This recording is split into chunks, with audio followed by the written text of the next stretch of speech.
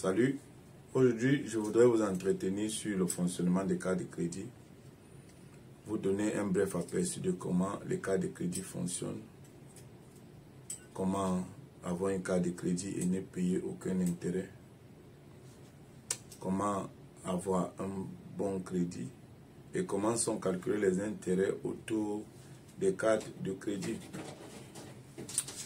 Durant cette formation de quelques minutes, je vais vous montrer les trucs et astuces, ce qui vous permettra sans doute de pouvoir bien utiliser vos cartes de crédit, ne pas payer d'intérêt ou bien quel intérêt vous aurez à payer après utilisation.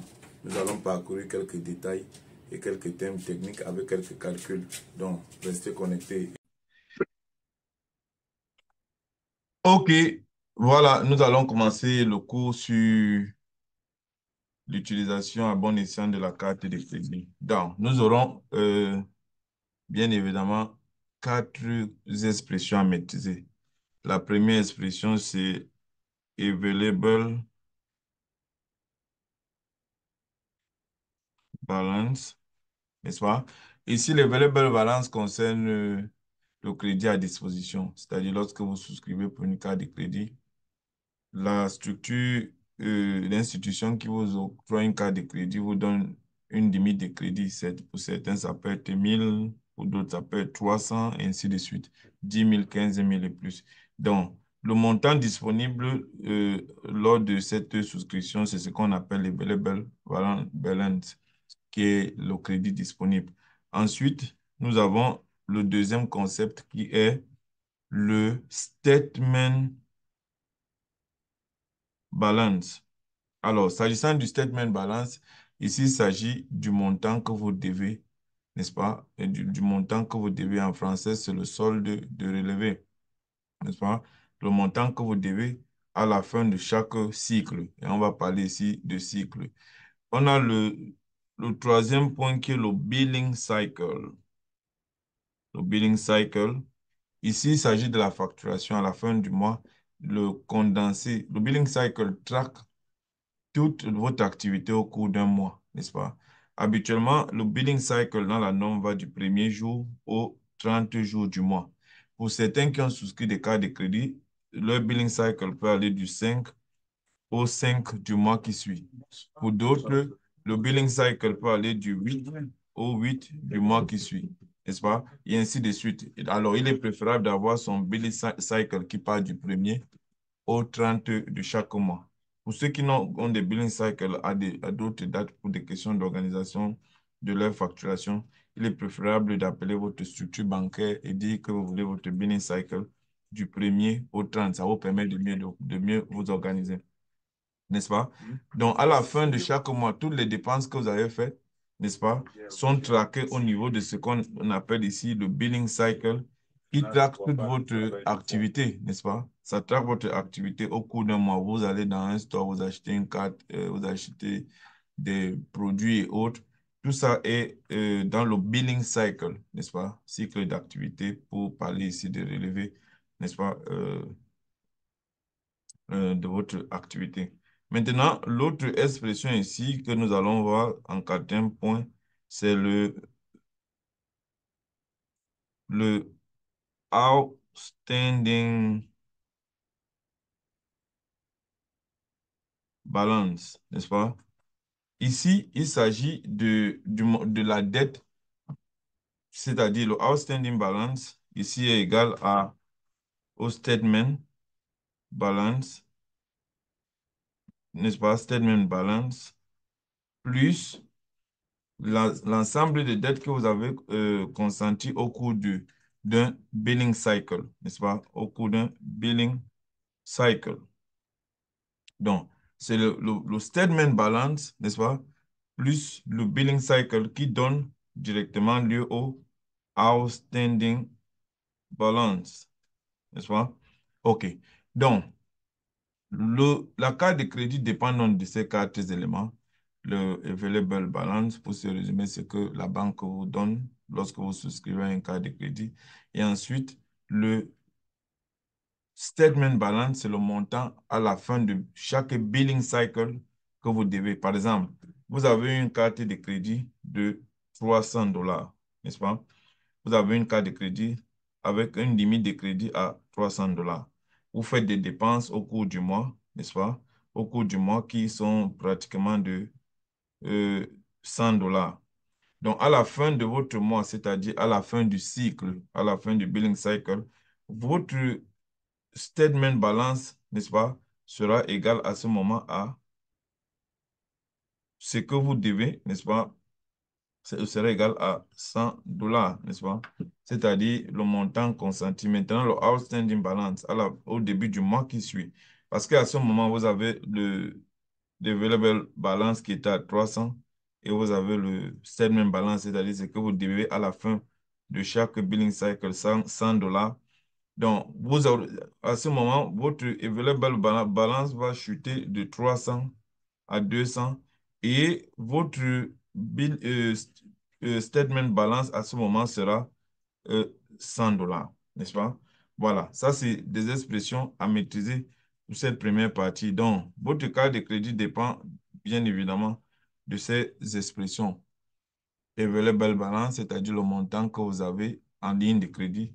Le statement balance, qui est le montant emprunté ou l'argent utilisé à la fin d'un cycle. Un cycle ici concerne un mois d'activité, c'est-à-dire du premier au 30. Maintenant, il y a ce qu'on appelle le le billing cycle qui va du 1er au 30 et on a le paiement doux qui part du 1er au 25 de chaque mois, c'est-à-dire à la fin de chaque outstanding balance, n'est-ce pas?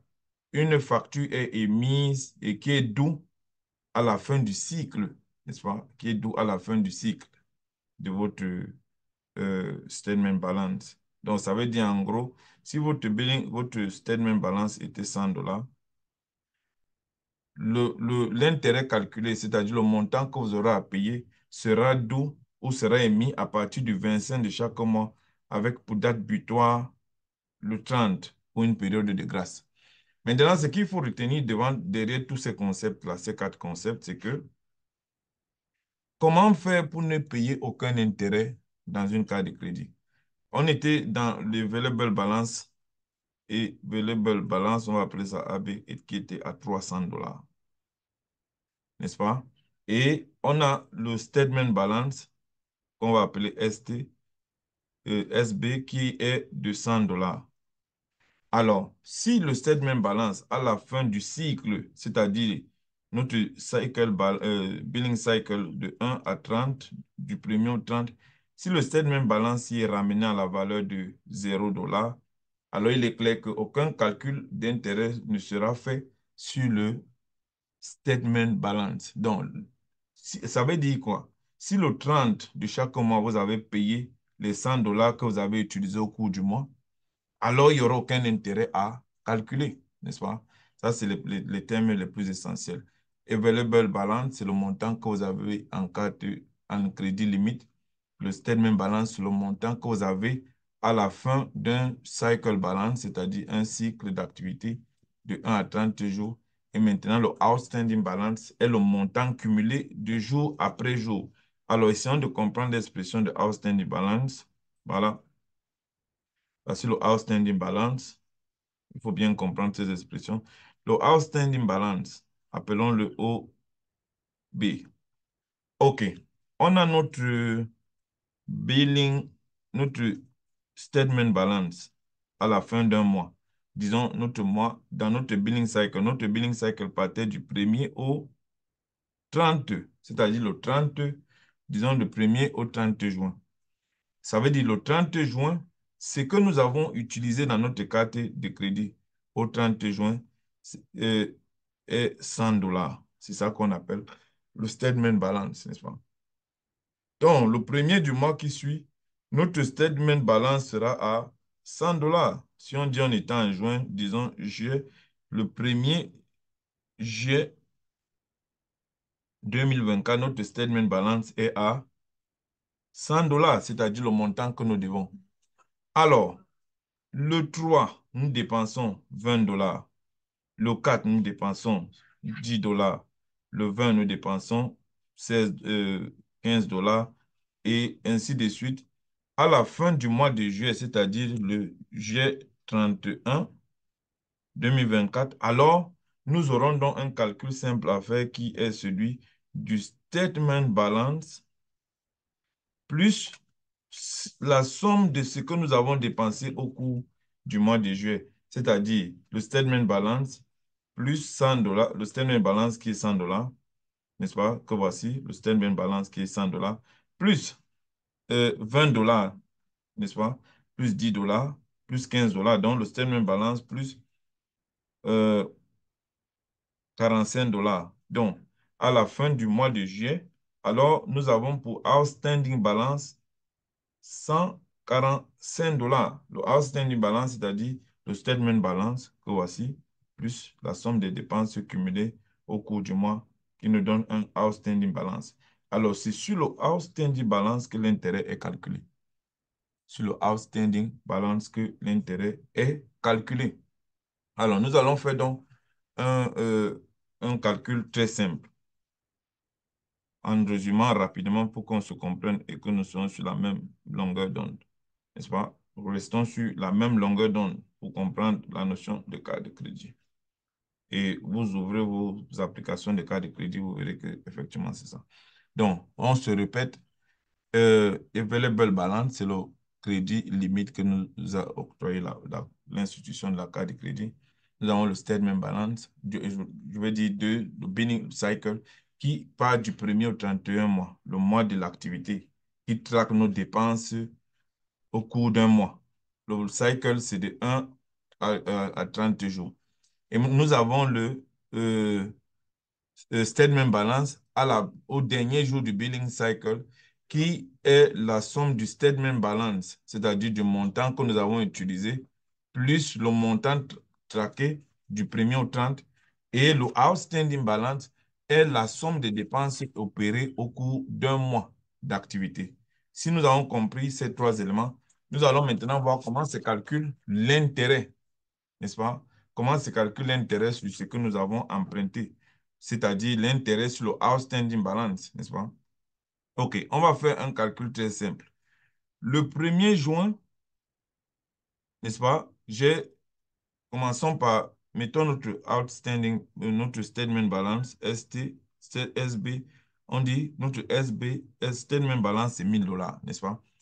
Le 1er juin, nous avons nous devons, n'est-ce pas? C'est-à-dire au début d'un nouveau billing cycle, nous devons 1000 dollars. Donc, le cycle part du 1er au 31. Ça veut dire le mois qui suit, le montant qui s'affiche sur notre statement balance, c'est le montant qui est le résultat de la fin du cycle, c'est-à-dire après le 30e jour. C'est-à-dire le premier jour du mois qui suit, on aura un statement balance de 1000 dollars, n'est-ce pas? Maintenant, on va maintenant tomber dans le outstanding balance, c'est-à-dire le montant emprunté au jour le jour. Donc, on a dit juin le 10, nous allons dépenser, n'est-ce pas, 100 dollars, n'est-ce pas? Le juin 10, nous avons dépensé 100 dollars qui est le outstanding balance, n'est-ce pas? Et ensuite, juin le 20, nous allons dépenser, nous allons dépenser 400 dollars. Nous dépensons 400 dollars, n'est-ce pas? Et ensuite, juin le 30, nous allons dépenser un autre 100 dollars. Voilà. Alors, à ce moment, comment on calcule le outstanding balance? Le outstanding balance, on va simplement faire l'accumulation de toutes les dépenses effectuées. Ça veut dire, du 1er juin, où nous devons 1000 dollars, plus les 100 dollars, on aura ici un outstanding balance de 1100 dollars. Du 10 juin au 20 juin, nous aurons un outstanding de 1100 dollars plus 400 dollars. Ça va nous donner ici 1500 dollars, n'est-ce pas? Et du 20 juin au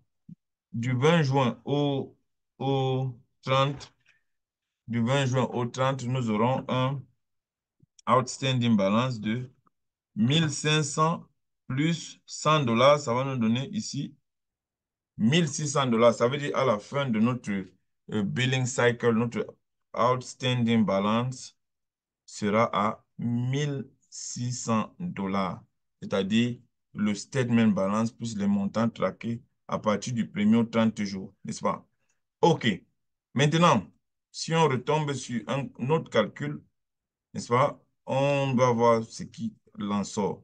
Du premier au 10, on aura donc 9 jours qui nous séparent ici. Du 10 au 20, on aura 9 jours, n'est-ce pas? Et du 20 au 30, on aura 9 jours, n'est-ce pas? On aura 9 jours. Donc, à ce moment, si on fait notre récapitulatif de ces 9 jours, ça veut dire notre dette à ce moment, de juin 1 au juin 9, notre outstanding balance sera la porte, oui, sera $1000 fois 9, n'est-ce pas? De juin, euh, de juin 10 au 19, notre outstanding balance sera 1100 fois 9. Et de juin 20 à juin 29, n'est-ce pas? À juin 29, notre outstanding balance sera 1500, n'est-ce pas? Comme on a vu précédemment ici, n'est-ce pas? Là, 1500, c'est-à-dire c'est 1500 multiplié par 9, n'est-ce pas? Et le dernier jour du mois, c'est-à-dire juin le 30, notre outstanding balance sera les 1500 que nous avons ici, ceci, ça. Donc, on aura plus de $1600, c'est-à-dire ce montant-ci, au 30 du juin, un jour. 1600 fois un jour, puisque nous sommes le dernier jour du mois. Hmm? 1600 fois un jour. Alors, quand nous faisons la somme de ceci, donc la valeur que tout ceci nous donne, je vais effacer ici pour que nous ayons de l'espace.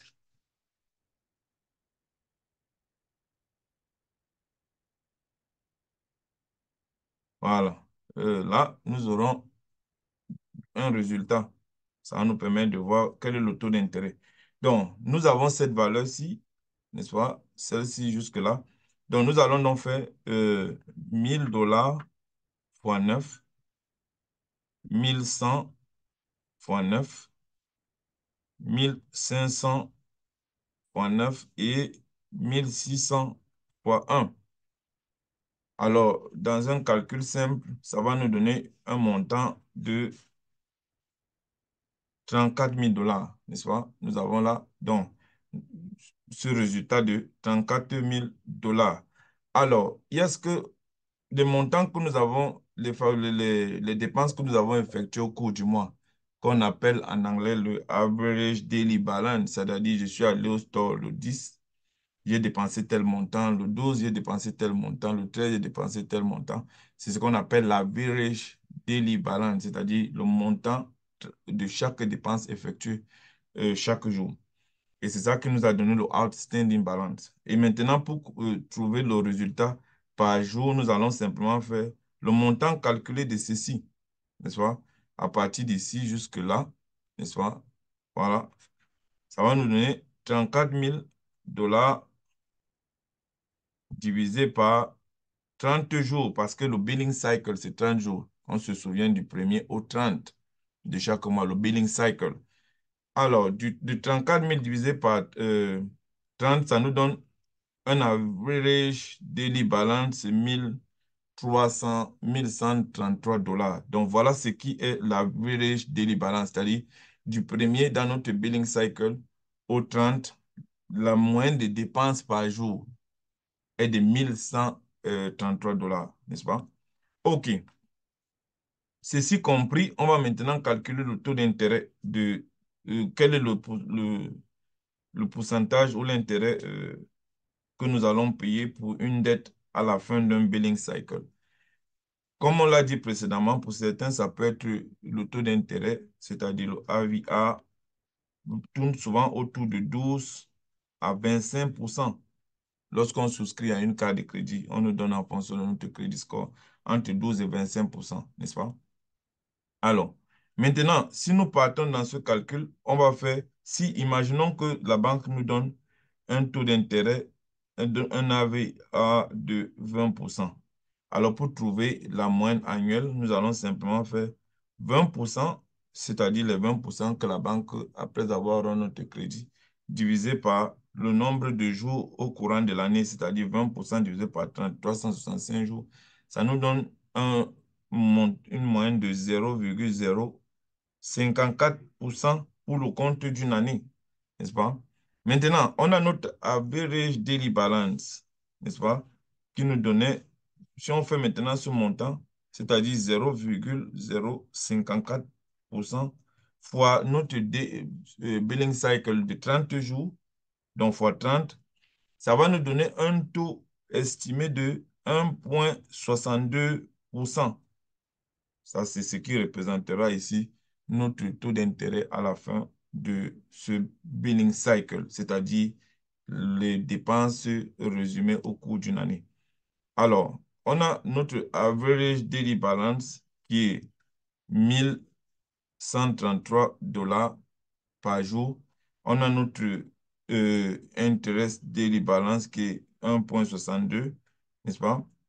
Alors, pour obtenir la dépense ayant ces deux valeurs, c'est-à-dire celle-ci et celle-ci, nous allons simplement faire, je vais effacer là, on a les deux valeurs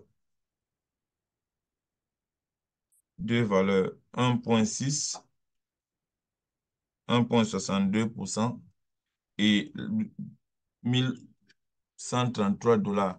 Donc, ça va faire 1,62% fois 1 133 $ qui va nous donner très respectivement le montant de 18,35 $.